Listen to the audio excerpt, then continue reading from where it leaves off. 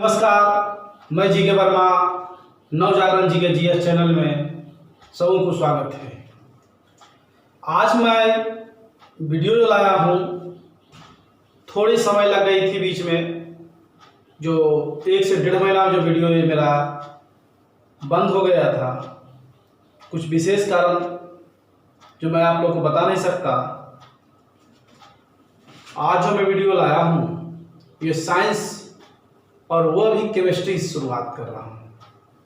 आज केमिस्ट्री प्रारंभ से मैं आप लोग को बताऊंगा कि केमिस्ट्री में जो भी अब तक आप पढ़े हैं और समझ में नहीं आया, उन सबों को मैं हर वीडियो में क्लियर करूंगा।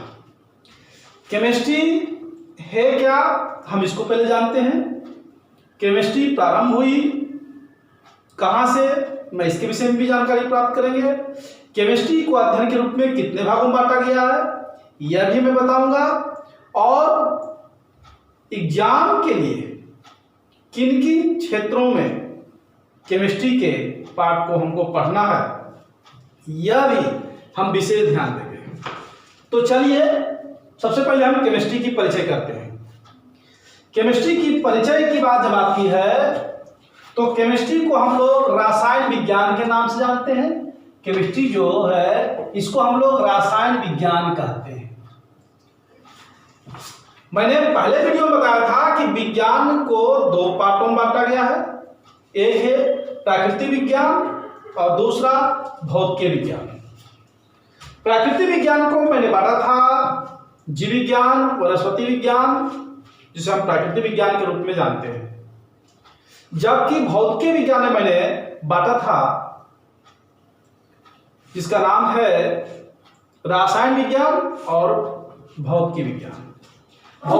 भौतिक विज्ञान और रसायन विज्ञान, हम इसी रसायन विज्ञान को आज हम परिचय करेंगे। रसायन विज्ञान यानी केमिस्ट्री किसे कहते हैं, तो याद रखिएगा मैं कुछ परिभाषा दिया हूं। केमिस्ट्री यानी रसायन विज्ञान का विज्ञान की वह शाखा है, यह जो है केमिस्ट्री या रसायन विज्ञान विज्ञान की वह शाखा है जिसके अंतर्गत पदार्थों, यहां पदार्थों भी आएगा, ध्यान दीजिएगा। विज्ञान की वह शाखा है जिसके अंतर्गत पदार्थों के गुणों, संगठन, संरचना तथा उनके होने वाले परिवर्तन एवं इनकी क्रियाकलाप का अध्ययन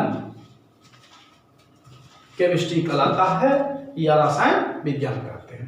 ठीक है, यानी विज्ञान, रसायन विज्ञान वह विज्ञान की शाखा है जिसके अंतर्गत पदार्थों के गुणों, संगठन, संरचना तथा उनमें होने वाले परिवर्तन एवं इनकी अध्ययन, जो हम लोग इनके क्रियाकलाप के जो अध्ययन करते हैं, इसे हम लोग रसायन विज्ञान या केमिस्ट्री कह सकते हैं।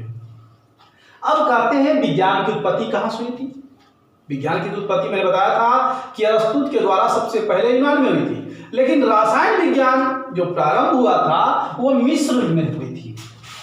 रसायन विज्ञान यानी इस विज्ञान, रसायन विज्ञान जो है शब्द की उत्पत्ति जो हुई मिस्र के प्राचीन नाम कीमिया से हुई। ये प्राचीन नाम था वहां के जो है मिस्र के, उसे कीमिया, कुछ लोगों का मानना है कीमिया जो काले रंग, जिसका अर्थ जो होता है काला रंग, और वहां की जो मिट्टी होती थी वो काली होती थी, और इसे हम लोग केमिटेकिंग कहते थे। काली मिट्टी केमिया या केमी, बाद में इसे केमिटेकिंग नाम दिया। यानी हम एक तरह से हम कह सकते हैं कि प्रारंभ में रसायन विज्ञान के अध्ययन को केमिटेकिंग कहा जाता था। क्या कहते थे? केमिटेकिंग कहते थे। यानी प्रारंभ में रसायन विज्ञान को केमिटेकिंग कहा जाता था क्योंकि वहां की मिट्टियां काली होती थी, उसे केमी नाम दिया जाता था, और प्रारंभ में उसे केमिटेकिंग कहते थे, और विज्ञान को, रसायन विज्ञान को भी केमिटेकिंग कहा गया। ठीक है, तो आपको पता होना चाहिए कि रसायन विज्ञान की उत्पत्ति मिस्र में हुई और मिस्र के वासी जो काली मिट्टी को केमी कहते थे या केमिया, जिसे केमिटेकिंग नाम हुआ, बाद में वही रासायन विज्ञान केमिस्ट्री बना, जो हम लोग आज वर्तमान में पढ़ते हैं एक सब्जेक्ट के रूप में। अब बात करते हैं रासायन विज्ञान के पिता, केमिस्ट्री के पिता जो थे, आधुनिक केमिस्ट्री के पिता जो हुए थे लेवासिये। कौन थे? लेवासिये। ठीक है, ये आधुनिक रासायन विज्ञान, आधुनिक केमिस्ट्री के पिता हुए लेवासिये। लेवासिये कहाँ के निवासी थे? तो याद रखिएगा, ये जर्मनी के निवासी थे। ये जर्मनी के निवासी थे और इन्हें पिता का दर्जा मिला। इन्होंने कई संशोधन केमिस्ट्री के रूप में और कई प्रयोग किया था और इसका परिणाम भी लोगों को हितकर मिला, जिस कारण इन्हें पिता का दर्जा मिला था। अब बात करते हैं कि रासायन विज्ञान को अध्ययन को 8 शाखा बांटा गया। ये 8 शाखा है जो रासायन विज्ञान को अध्ययन के आधार पर जो हम पढ़ेंगे, जिसके हम लोग अध्ययन करेंगे और जो हमारे कंपटीशन के लिए कुछ महत्वपूर्ण क्वेश्चन इससे निकलकर सामने आएंगे। अगर हम जो निरंतर वीडियो डालूंगा केमिस्ट्री का और आप पूरा अगर देखते हैं तो मैं कोशिश मेरा रहेगा कि आप लोगों को मेरे YouTube चैनल पर पूर्ण केमिस्ट्री को कंप्लीट करें। बल्कि केमिस्ट्री ही नहीं, physics, biology, history, geography, political science, economics, current affair, उसके अलावा मैंने जो टेस्ट लेते हैं वो सब आपको मिलेगा। आप प्लेलिस्ट में आप जाकर के अभी भी देख सकते हैं कि सब्जेक्ट बाय सब्जेक्ट मैंने बनाया हूं और उस फाइल को आप जिस सब्जेक्ट को निकालना चाहते हैं वो शुरू से मैं उसमें बताया गया है। तो ये मेरा प्रथम वीडियो जो केमिस्ट्री का है, ठीक है, यानी केमिस्ट्री को हम लोग शुरुआत कर रहे हैं, समझ रहे हैं, थोड़ा सा आपको ध्यान देना होगा। तो देखिए, कहते अध्ययन के रूप में कितने भागों में? 8 भागों में बांटा गया है। 8 भागों को हम लोग पढ़ेंगे केमिस्ट्री को पूरा करने के लिए। तो सबसे पहला है भौतिक रसायन। भौतिक रसायन जिसे हम लोग फिजिकल केमिस्ट्री के नाम से जानते हैं, ये पहला पार्ट है केमिस्ट्री को हम लोग पढ़ेंगे, भौतिक रसायन, फिजिकल केमिस्ट्री। और दूसरा अकार्बनिक रसायन, इनऑर्गेनिक केमिस्ट्री। अकार्बनिक रसायन, इनऑर्गेनिक केमिस्ट्री हम लोग दूसरा इसका पार्ट देखेंगे। कौन? अकार्बनिक रसायन, पहला कार्बन भौतिक रसायन। थोड़ा सा आप लोग ध्यान देना होगा और साथ साथ आपको लेके चलना होगा। तीसरा हम लोग देखेंगे कार्बनिक रसायन।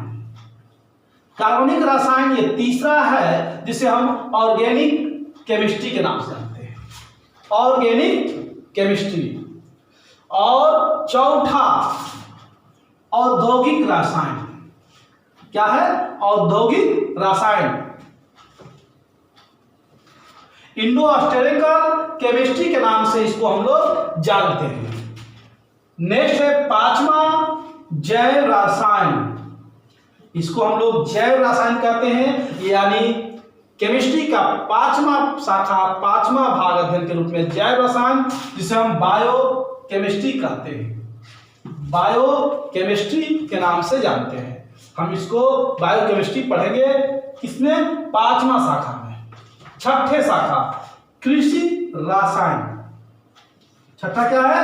कृषि रसायन, जिसको एग्रीकल्चर केमिस्ट्री के नाम से जानते हैं, एग्रीकल्चर केमिस्ट्री हम इसको पढ़ेंगे।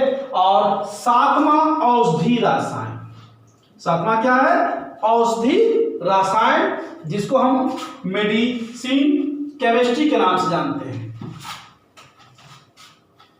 7वां औषधि रसायन। लास्ट और 8वां जो है वो है विश्लेषिक रसायन। क्या है? विश्लेषिक रसायन। इसको हम कह सकते हैं अनलेसिक केमिस्ट्री।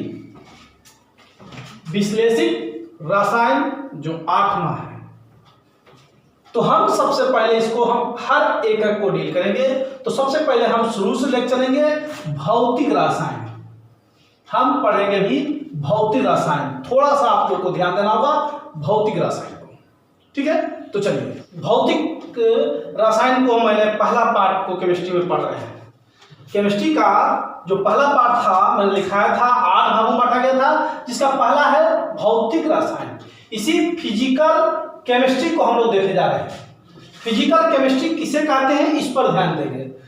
कहते हैं कि भौतिक रसायन यानी रासायनिक अभिक्रिया के नियमों और सिद्धांतों का जो अध्ययन किया जाता है, यानी जितने भी भौतिक रसायन के जो अभिक्रिया होती है उसके नियमों एवं सिद्धांतों का अध्ययन करते हैं, उसे भौतिक रसायन कहते हैं। यानी जो भी रसायन, जो भी केमिस्ट्री में हम लोग उसके नियम और उसके सिद्धांत का अध्ययन किए जाते हैं। हम भौतिक रसायन में सबसे पहला पाठ पदार्थ एवं उनकी प्राकृतिक पढ़ेंगे। पदार्थ एवं उनकी प्राकृतिक। तो सबसे पहले हम पदार्थ की जानकारी प्राप्त करेंगे। पदार्थ किसे कहते हैं? देखिए, कंफ्यूजन हमेशा होती है बच्चे के में, बहुत सारे कंफ्यूजन होती है कि पदार्थ और एक होती है वस्तु। एक पदार्थ होती है, एक वस्तु होता है, एक भौतिक होती है, यौगिक होता है, और एक तत्व होता है। तो याद रखिएगा कि पदार्थ, वस्तु, पदार्थ, यौगिक, तत्व, ये सभी मैं क्लियर करूंगा। केमिस्ट्री में जो कंफ्यूजन आप लोग को अब तक होते जा रहा था उसको मैं क्लियर करूंगा। तो सबसे पहले मैं पदार्थ और वस्तु की तुलना दूंगा। वस्तु उसे कहते हैं जो पदार्थों से मिलकर बना हो, यानी कई पदार्थों से मिलने के बाद जिसका निर्माण हुआ हो वह वस्तु कहलाता है। पदार्थ जो यौगिक एवं तत्वों से मिलकर बना हो, यौगिक और तत्वों से मिलकर बना हो, पदार्थ कहलाते हैं। यौगिक जो सिर्फ तत्वों से मिलकर बना हो, एक निश्चित अनुपात में तत्वों से मिलकर बना हो, उसे हम लोग यौगिक कहते हैं। और तत्व जो वह शुद्ध पदार्थ होती है जो ना किसी भी रासायनिक या भौतिक क्रिया द्वारा दो या दो से अधिक भागों में विभक्त किया जाता है, ना ही दो या दो से अधिक तत्वों या अन्य पदार्थों से मिलकर बनाया जा सकता है, उसे हम लोग तत्व, यानी एक अपने आप में ये स्वतंत्र है। तो फिलहाल हम तत्व यौगिक की तो चर्चा करेंगे ही, चैप्टर आगे में हम लोग फिलहाल हम देखेंगे पदार्थ और वस्तु। तो वस्तु समझ गए, वस्तु जैसे में मेज, कुर्सी, टेबल, ये सभी वस्तुएं होती है, क्योंकि उसमें कील लगता है, उसमें लकड़ी लगते हैं, चादरें लगते हैं, अन्य प्रकार की जो वस्तुएं जो तैयार की जाती है उनमें पदार्थ की जरूरत होती है। तो पदार्थ और वस्तु में यही अंतर है कि पदार्थ जो यौगिकों से, तत्वों से मिलकर बना हो, और वस्तु जो कई पदार्थों से मिलकर बना हो। ठीक है, क्लियर? अब हम चलते हैं पदार्थ। पदार्थ किसे कहते हैं? ठीक है, तो पदार्थ जो मेटर होता है, संसार के कोई भी वस्तु, संसार का कोई वस्तु जिसमें द्रव्यमान हो, जो स्थान घेरता हो तथा अपनी संरचना के परिवर्तन का विरोध करता हो, पदार्थ कहलाता है। ठीक, सरल भाषा में पदार्थ को हम इतना ध्यान देंगे कि जिसे हम अपनी नंगी आंखों से देख सकते हैं वो सारी वस्तुएं पदार्थ है। पदार्थ जिसमें द्रव्यमान हो, जो स्थान घेरता हो, तथा जो अपनी संरचना के परिवर्तन का विरोध करता हो, पदार्थ कहलाता है। ठीक है, तो पदार्थ जैसे उदाहरण में हम कहते हैं जल, हवा, मिट्टी, ये सभी पदार्थ ही है। ये सभी क्या है? पदार्थ है। बालू, जो भी हम लोग कह सकते हैं, जो हम नंगी आंखों से देख सकते हैं, वो सभी पदार्थ ही है। कहते प्रारंभ में मानना था कि संसार की सारी वस्तुएं, सारे पदार्थ 5 तत्वों से मिलकर बना है। यह प्रारंभ में मानना था कि संसार की जितनी भी वस्तु है संसार में, वो सभी 5 तत्वों से मिलकर बना है, 5 तत्वों के संयोग से बना है। और यह मानना था कि इनका भारतीय और यूनानियों का मानना था। भारत और यूनानी, ये दोनों का संबंध व्यापारिक संबंध, राजनीतिक संबंध, सांस्कृतिक संबंध, ऐतिहासिक संबंध, दोनों का जुड़ा हुआ प्रारंभ से ही है। और प्रारंभ से इन दोनों के मिलन से कई चीज़ों का विकास भी हुआ था और कई अवसर भी हुआ। बाद में भारत, हमारा हिंदुस्तान जो बना, यूनान को खंडित हुआ, कई भागों में बट गया, जिसे हम लोग कह सकते हैं इटली हुआ, ब्रिटेन हुआ, फ्रांस हुआ, रोम हुआ, आज यूनान भी भाग है, जर्मनी हुआ, सारे यूनान का भाग हुआ करता था एक समय। तो यूनानियों और भारतीयों का मानना था कि संसार की जितनी भी वस्तुएं हैं सब 5 तत्वों से बनकर बना है। और वो 5 तत्व है क्या? तो याद रखिएगा, क्षितिज जल पावक गगन समीरा। क्षितिज जल पावक गगन समीरा, ये हम लोग को सभी बताते थे जब हम लोग 5 और 6 में पढ़ते थे। उस समय हमें याद है कि कहते थे मानव का शरीर, मानव का तन 5 तत्वों से मिलकर बना है।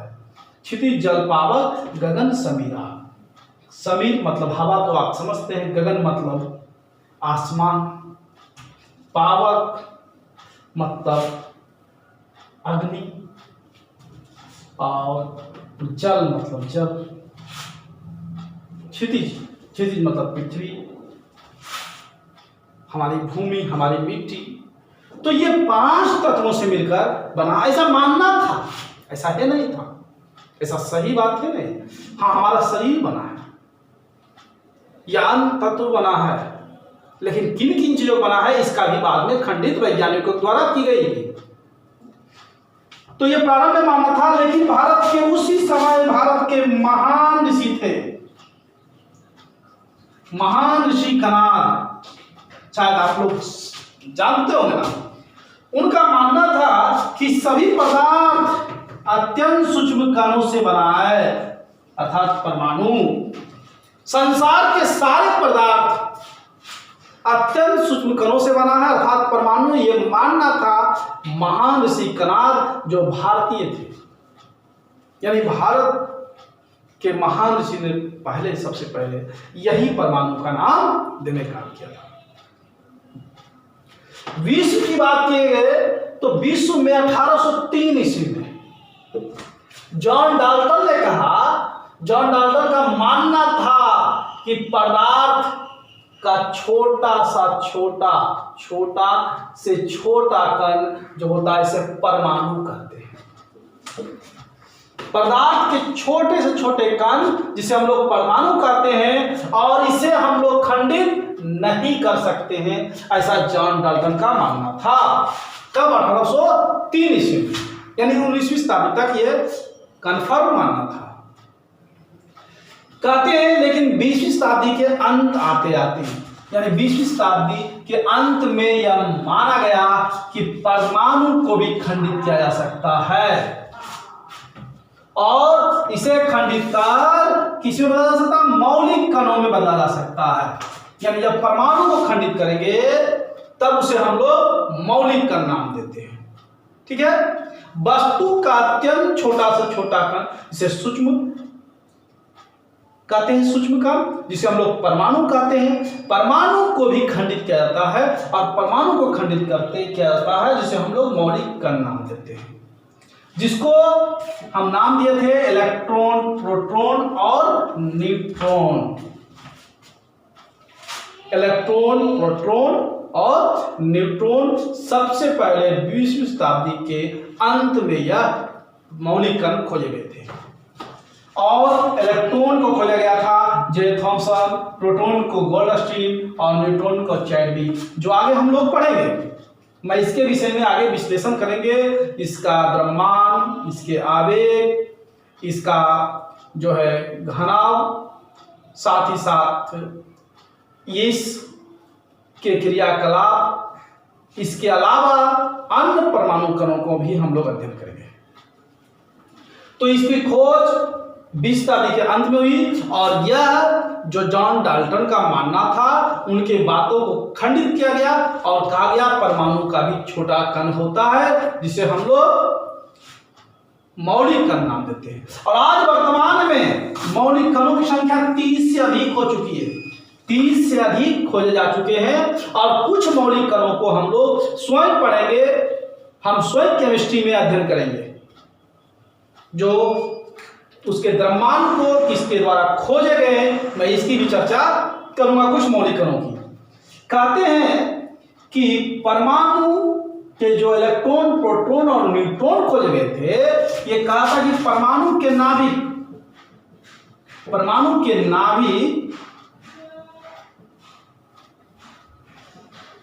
ये नाभिक में प्रोटॉन और न्यूट्रॉन पाए जाते हैं, प्रोटॉन और न्यूट्रॉन, जबकि इसके चारों इलेक्ट्रॉन चक्कर मारता है, इसके चारों ओर इलेक्ट्रॉन चक्कर मारता है। मैं इसका विश्लेषण मैं अगले चैप्टर में, जो इसका स्पेशल चैप्टर है केमिस्ट्री में, जो हम लोग पढ़ेंगे।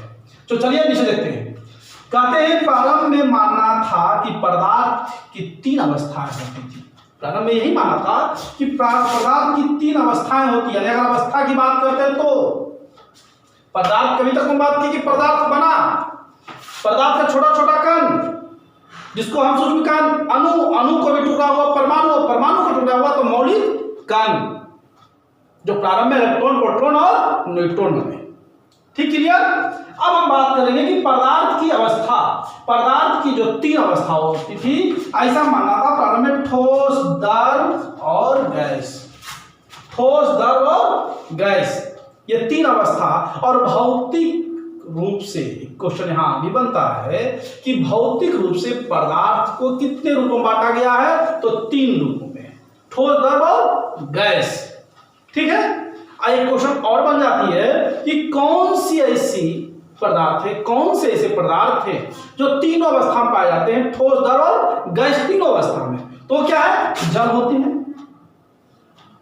ये जल है जो द्रव बनने के बाद ठोस होते हैं, गलने के बाद ये द्रव बन जाते हैं और वाष्पित होने के बाद ये गैस के रूप में भी बनते हैं। यानी ठोस, द्रव और गैस के रूप में हम लोग कह सकते हैं क्या, जल को।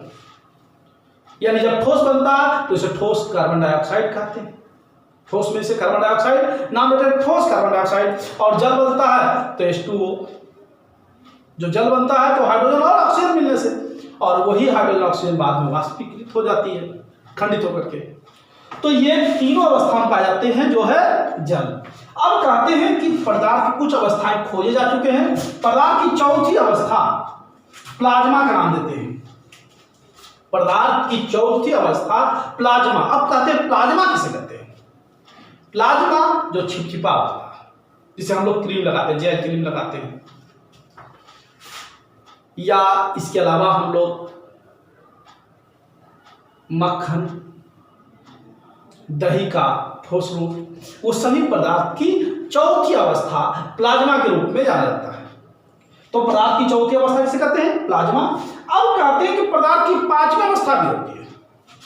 पदार्थ की 5वीं अवस्था बोस-आइंस्टाइन कंडेंसेट, यानी आइंस्टाइन के द्वारा पदार्थ की 5वीं अवस्था को भी निष्कासित की गई थी।